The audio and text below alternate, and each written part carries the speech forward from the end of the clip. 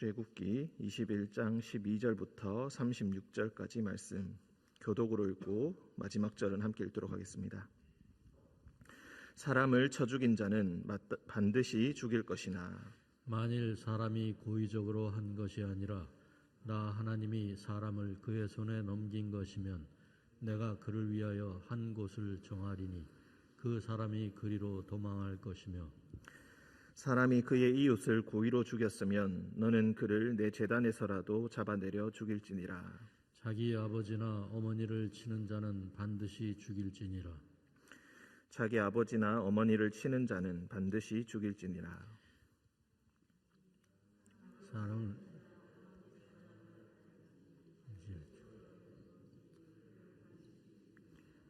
자기 아버지나 어머니를 저주하는 자는 반드시 죽일지니라. 사람이 서로 싸우다가 하나가 돌이나 주먹으로 그의 상대방을 쳤으나 그가 죽지 않고 자리에 누웠다가 지팡이를 짚고 일어나 걸으면 그를 친 자가 형벌은 면하되 그간의 손해를 배상하고 그가 완치되게 할 것이니라. 사람이 매로 그 남종이나 여종을 쳐서 당장에 죽으면 반드시 형벌을 받으려니와 그가 하루나 이틀을 연명하면 형벌을 면하리니 그는 상전의 재산임이라. 사람이 서로 싸우다가 임신한 여인을 쳐서 낙태하게 하였으나 다른 해가 없으면 그 남편의 청구대로 반드시 벌금을 내되 재판장의 판결을 따라 낼 것이니라. 그러나 다른 해가 있으면 갚되 생명은 생명으로 눈은 눈으로 이는 이로 손은 손으로 발은 발로 된 것은 된 것으로 상하게 한 것은 상함으로 때린 것은 때림으로 갚을지니라. 사람이 그 남종의 한 눈이나 여종의 한 눈을 쳐서 상하게 하면 그 눈에 대한 보상으로 그를 놓아줄 것이며 그 남종의 이나 여종의 이를 쳐서 빠뜨리면 그 이에 대한 보상으로 그를 놓아줄지니라. 소가 남자나 여자를 받아서 죽이면 그 소는 반드시 돌로 쳐서 죽일 것이요 그 고기는 먹지 말 것이며 임자는 형벌을 면하려니와 소가 본래 받는 버릇이 있고 그 임자는 그로 말미암아 경고를 받았으되 단속하지 아니하여 남녀를 막론하고 받아 죽이면 그 소는 돌로 쳐 죽일 것이고 임자도 죽일 것이며 만일 그에게 속죄금을 부과하면 무릇 그 명령한 것을 생명의 대가로 낼 것이요 아들을 받든지 딸을 받든지 이 법규대로 그 임자에게 행할 것이며 소가 만일 남종이나 여종을 받으면 소 임자가 은 30세겔을 그의 상전에게 줄 것이요 소는 돌로 쳐서 죽일지니라. 사람이 구덩이를 열어두거나 구덩이를 파고 덮지 아니하므로 소나 나귀가 거기에 빠지면 그 구덩이 주인이 잘 보상하여 짐승의 임자에게 돈을 줄 것이요 죽은 것은 그가 차지할 것이니라.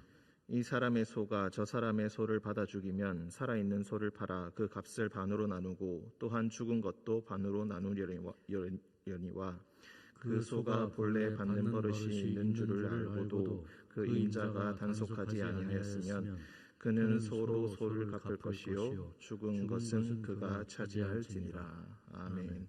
기도하겠습니다. 사랑과 은총이 충만하신 주님, 9월 27일 오늘 하루의 시작을 주님의 전에서 시작하게 하시니 감사합니다. 말씀과 기도로 시작할 때에 성령 충만함이 우리에게 있게 하시고 주님의 말씀의 빛이 우리의 어두운 길을 인도하는 주님의 동행의 역사가 우리 가운데 있게 하여 주옵소서. 사랑의 주님, 우리 가운데 육체의 연약함으로 주님 앞에 나아오지 못하는 자들이 있사오니 마음의 큰 상심으로 인하여서 주님 앞에 나아오지 못하는 자들이 있사오니 주님께서 그 자리에 찾아가 주셔서 그의 손을 붙들어 주시고 주님께서 동행하심을 다시 한번 느끼며 주님 앞으로 돌아올 수 있도록 주님 앞에 나아올 수 있도록 그의 몸과 마음을 주님께서 치유하여 주옵소서. 주님께서 우리와 늘 동행하여 주심을 믿으며 거룩하신 예수님의 이름으로 기도합니다. 아멘.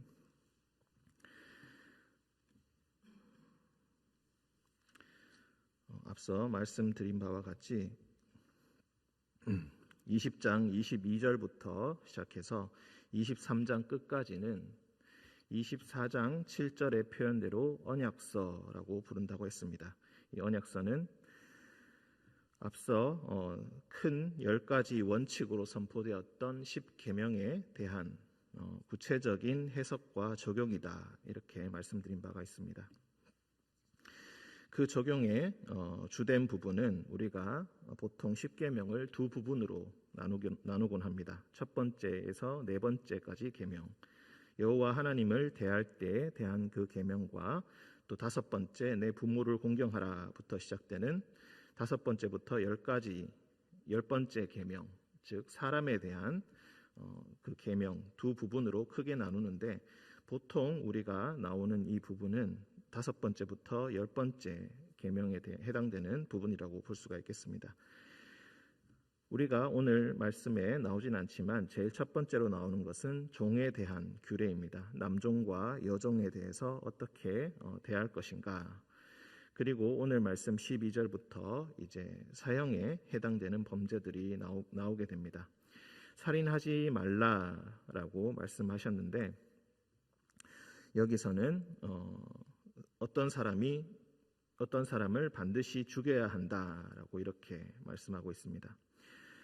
사람을 쳐 죽인 자, 한마디로 살인한 자는 반드시 죽임을 당하게 될 것이다. 그런데 혹시라도 실수로 사람을 죽이게 되었다. 고의로 죽인 것이 아니라 예를 들어서 나무꾼이 도끼질을 하다가 그 날이 빠져서 날아가서 사람을 쳐서 우연히 죽게 된 경우, 이런 경우에 사람이 고의적으로 살인한 것이 아니기 때문에 이때는 사법체계라든지 이런 것들이 잘 짜여진 상황이 아니었기 때문에 언제나 사람이 사적으로 복수하는 경우들이 생겨나곤 했습니다. 아무리 우연이라 할지라도 내 가족이 죽고 나에게 소중한 사람이 죽게 된다면 반드시 그 책임을 물을 사람을 찾게 되고 그리고 그 사람에게 보복을 행하게 되는 것입니다.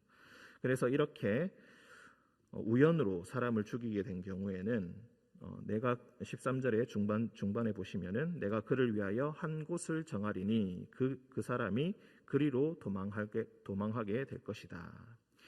이것이 이후에 도피성이라는 곳으로 더 발전하게 되는 것입니다. 민수기, 신명기, 여호수아 계속 반복되어서 나오는데 도피성이라는 곳을 정하여서 고의적으로 살인한 경우가 아닌 경우 그럴 때는 도피하여서 그 마을의 대제사장의 보호 아래 살 수 있도록 그 사람을 보호해주는 그런 역할을 하게 됩니다.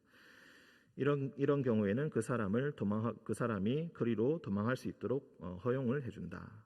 14절 사람이 그의 이웃을 고의로 죽였다면 하지만 고의적으로 한 것이 아니라 정말로 살해할 마음을 품고 사람을 죽였다면은 너는 그를 내 제단에서라도 잡아내려 죽일지니라.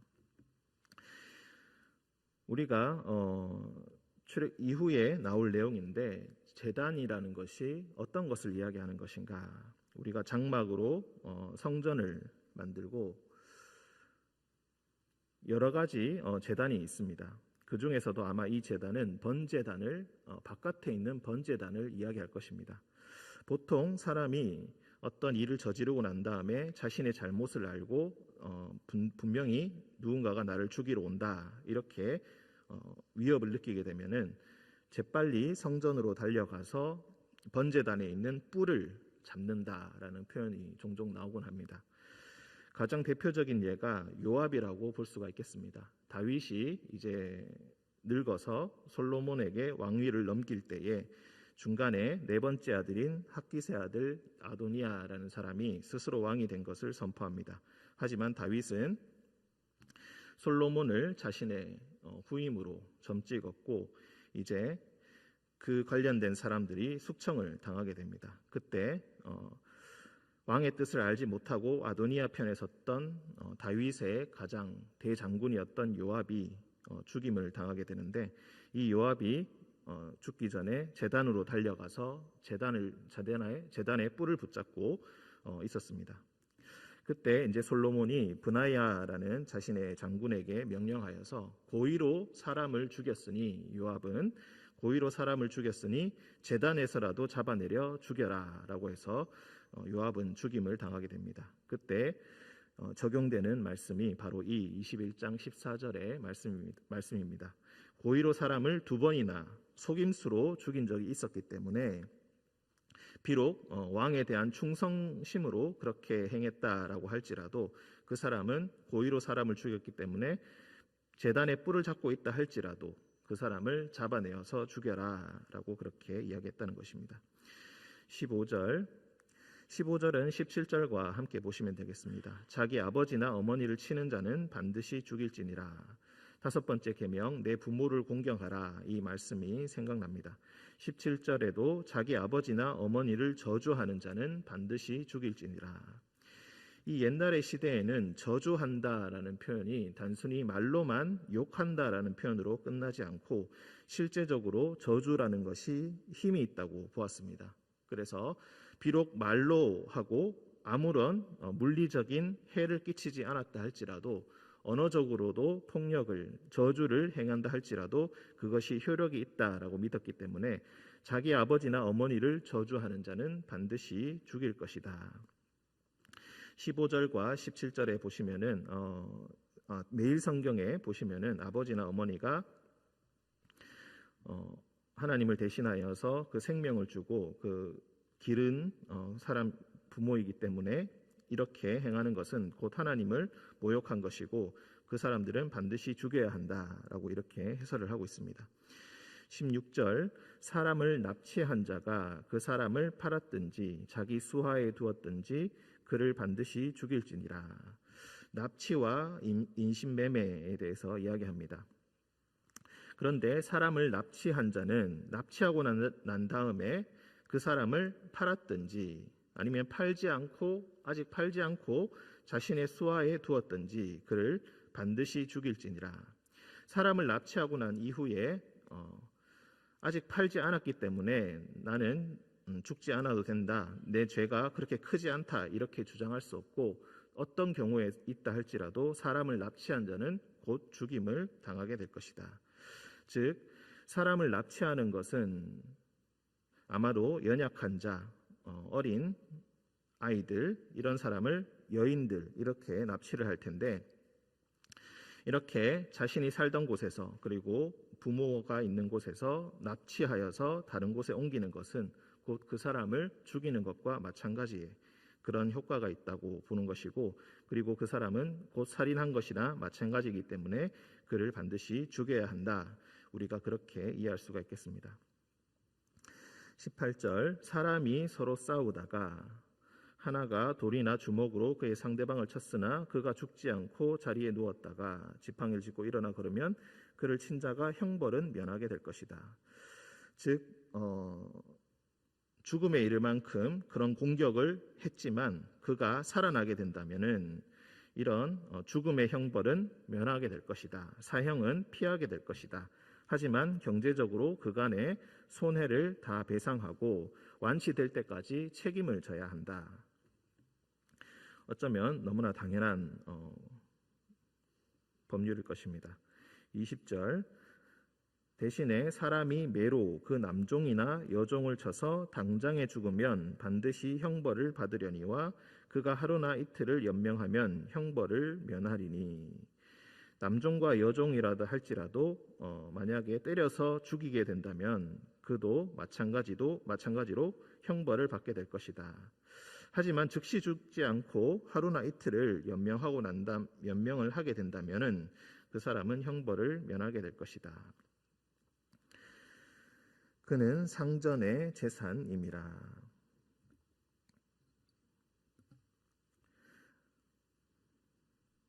아직은 종에 대해서 완전한 어떤 권리를 보장해 주지는 않고 그를 재산으로 보는 관점으로 대하고 있습니다. 22절, 사람이 서로 싸우다가 임신한 여인을 쳐서 낙태하게 하였으나 다른 해가 없으면.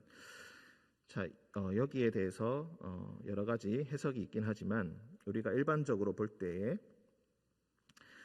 두 남자가 만약에 서로 싸우고 있다가 우연히 그 옆에 있던 임신한 여인을 치게 되었습니다. 그런데 만약에 낙태가 즉 뱃속에 있는 아이가 죽고 그리고 산모는 그 어머니는 아무런 해를 받지 않았다면은 그 여인의 남편이 청구한 대로 반드시 벌금을 내야 할 것이다. 하지만 재판장의 판결, 즉 재판장의 감독과 주재 하에서 이런 벌금을 책정하고 벌금을 내게 될 것이다. 내는 모든 과정을 감시하게 될 것이다. 하지만 아이가 죽고 그 어머니에게도 해가 있다면 23절에 그러나 다른 해가 있으면 산모도 어떤 해를 입게 되었다면 그때는 생명은 생명으로 눈은 눈으로 이는 이로 손은 손으로 발은 발로 된 것은 된 것으로 상하게 한 것은 상함으로 때린 것은 때림으로 갚을지니라. 이것을 한자어로 해서 동해보복법, 동태복수법 이런 식으로 표현을 합니다. 이것이 다 배우셨겠지만 예전에 함무라비 법전에서 제일 먼저 나온 원칙이다. 이렇게도 우리가 알고 있습니다. 이 법률은 아주 원시적인 복수법이다라고 우리가 생각을 하겠지만 이 법률은 생각보다 꽤 발전된 법률이라고 볼 수가 있겠습니다. 왜 이것을 발전된 법률이라 보는가? 보통 우리가 관련된 사람이 해를 당하거나 혹시 우리가 남편이 만약에 임신한 여인, 즉 임신한 아내가 있는데 아이가 죽게 된다면 또는 어머니까지 자신의 아내까지 영향을 받게 된다면 아마도 그 분노는 상상을 초월할 것입니다. 그래서 그 사람에게 똑같이 갚아주기보다는 오히려 몇 배로 갚아주려는 마음이 드는 것이 바로 인지상정일 것입니다. 그래서 이렇게 크게 보복하지 못하도록 똑같이 행해야 한다라는 것을 의미합니다. 또 다른 경우를 우리가 생각해 본다면은 만약에 돈이 많은 사람과 돈이 없는 사람이 있다. 그런데 돈이 많은 사람이 만약 돈으로 모든 것을 무마할 수 있고 갚을 수 있다면은 당연히 돈으로 모든 것을 무마할 것입니다. 그리고 이런 것들이 계속 반복되다 보면은 그는 공동체 안에서 거리낌 없이 폭력을 해가면서 모든 것을 돈으로 무마하려고 할 것입니다. 이런 일들이 생기지 못하도록 그 사람에게도 똑같이 갚아주라라는 것으로 우리가 이해할 수가 있겠습니다. 즉 법 앞에서 모두가 평등한 법으로서 기능을 하게 되는 것입니다.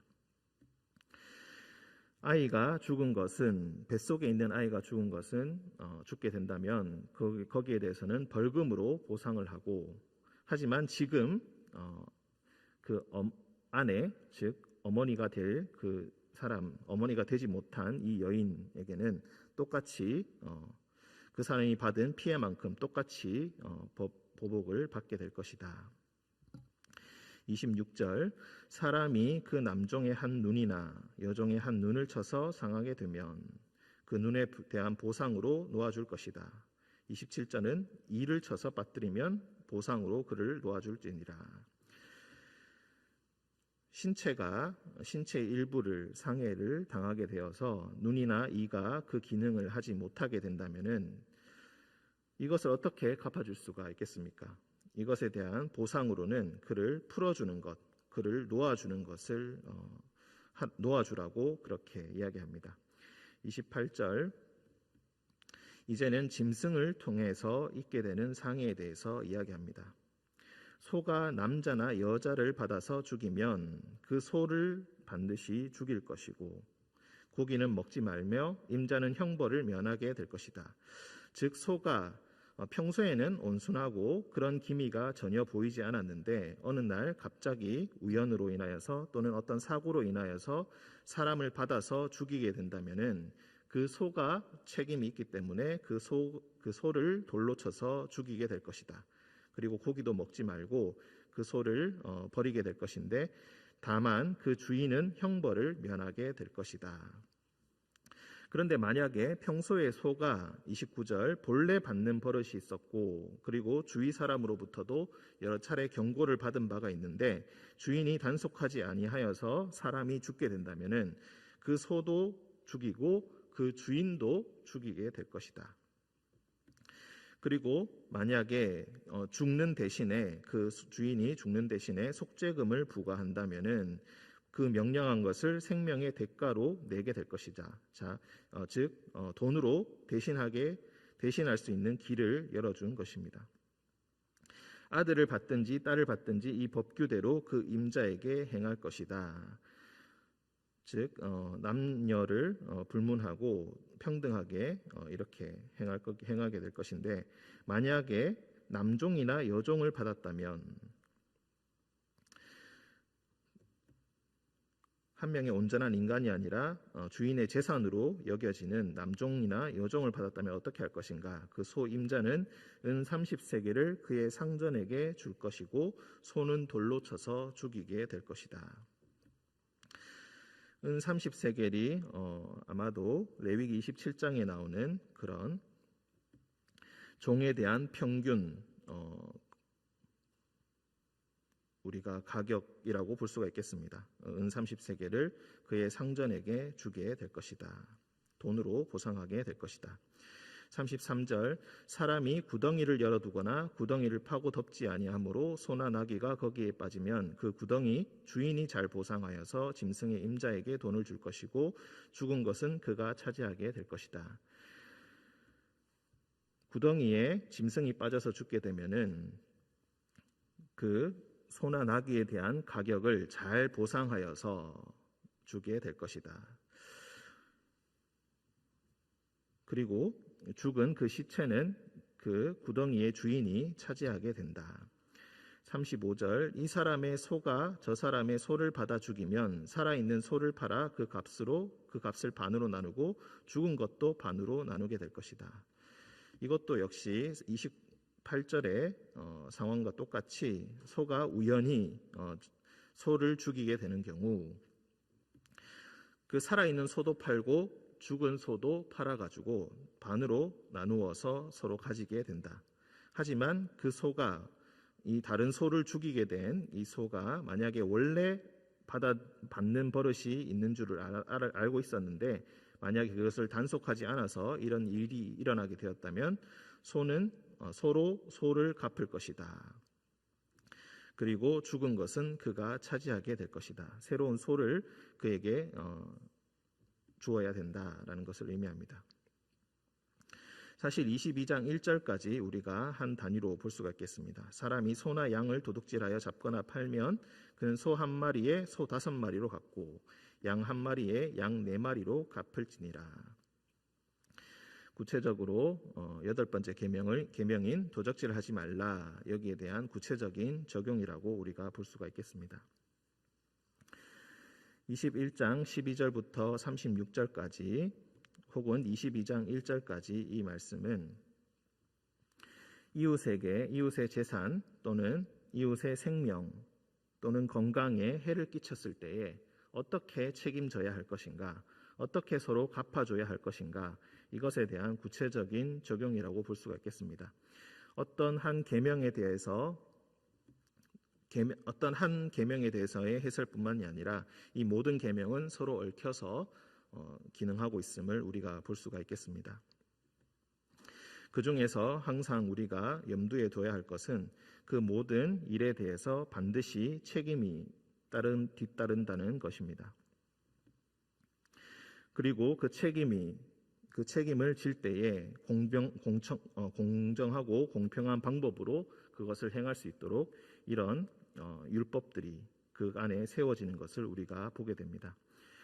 오늘 이 말씀에 따라서 만약 우리가 잘못한 것이 있다면, 만약에 우리가 져야 할 책임이 있다면 그것이 무엇인지 오늘 하루 돌아보고 하나님의 뜻대로 이 모든 책임을 스스로 감당하시는 우리 성도님들 되시기를 주님의 이름으로 축원드립니다. 함께 기도하겠습니다. 사랑과 은총이 충만하신 주님, 여러 가지 율법들을 보았습니다. 이것이 오늘날 우리에게 어떤 의미가 있는지 우리가 다 알지 못할 때가 있고, 또한 이것을 오늘 우리의 상황 가운데 어떻게 적용하고 우리가 실천해야 할지, 하나님의 명령에 순종해야 할지 오늘 하루 다시 한번 고민합니다.